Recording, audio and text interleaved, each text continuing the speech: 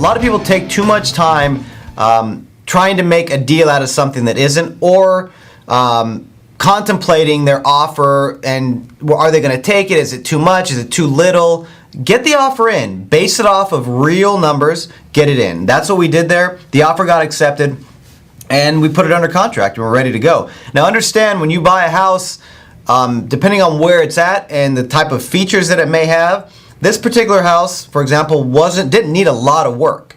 Well, it did need about $80,000 in work, but it was in a neighborhood, I should say, where people would want it. It's a very desirable neighborhood. So it actually ended up, we decided, because the condition wasn't so bad, to go ahead and relist the property and actually put it back out on the market. So understand, when you buy a house at a deep enough discount, it gives you multiple exit strategies. We bought this particular property to rehab it, but because we bought it so low and because it was in a unique neighborhood that's very desirable, we decided to put it back out on the market while we were getting our permits approved to see if we got a buyer. And lo and behold, we did. We actually listed it at $675 and we got an offer, all cash, believe it or not, for a retail buyer that wanted to live there at $665. And they wanted to close quickly. They were buying it as is.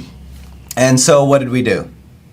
We accepted it. Of course we did. Now, we were in the process of getting our permits, but that's okay. We got an offer at a price that we were okay with.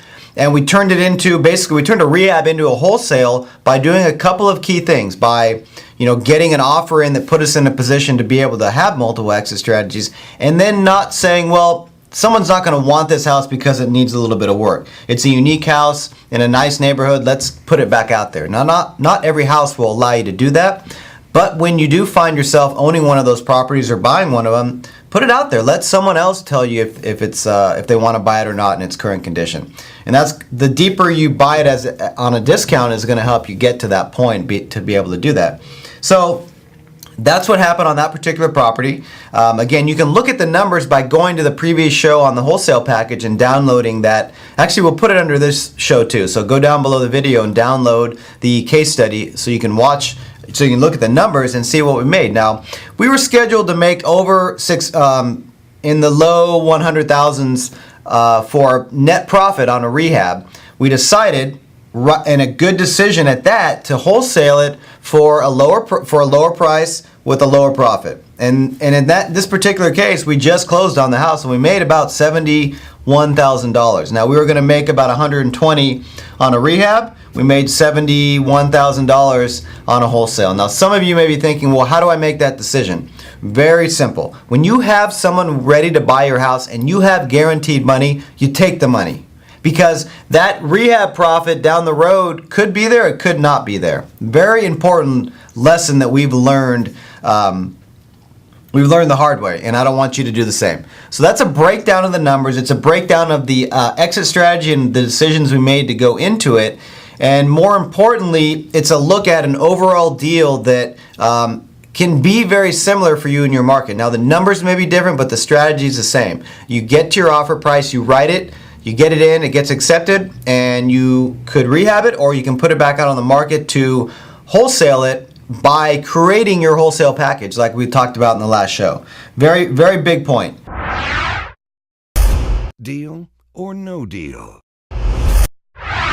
Let's look at the deal or no deal segment versus rehabbing versus wholesaling. And this is something that, a lot of people don't recognize. Now, everyone wants to make as much money as they can on a deal. But the truth of the matter is, every deal has the potential to lose money and make money. So when you have the ability to sell a house, as we did in this particular case, and get guaranteed money with a strong buyer, all cash, even if it was $40,000, $50,000, $60,000 less than we could have made if we rehabbed it, you take that profit. And that's the lesson in the deal or no deal segment. You take guaranteed profits, period. Quote of the week. And this week, we're going to go to our good friend Siri. Many of you have been watching the new Apple iPhone commercials, and I'm going to ask Siri, what is the definition of attack?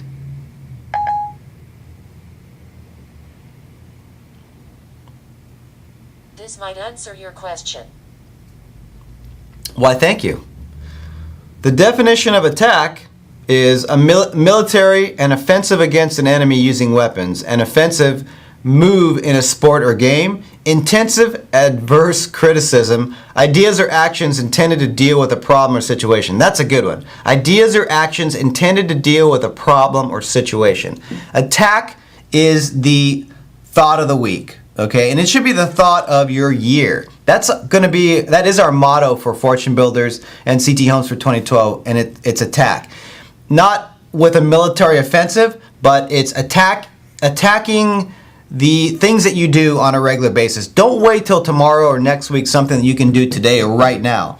Get after it, get it done, get your to-do list done each and every day. Don't wait, because when you can make everything a priority, or you can make the things that are right in front of you a priority and you get them done, you're going to feel better about yourself. Your business is going to exceed quicker. It's going to excel quicker. And at the end of the day, there may never be a tomorrow. We don't know. So attack, get out there, get after it, have some fun.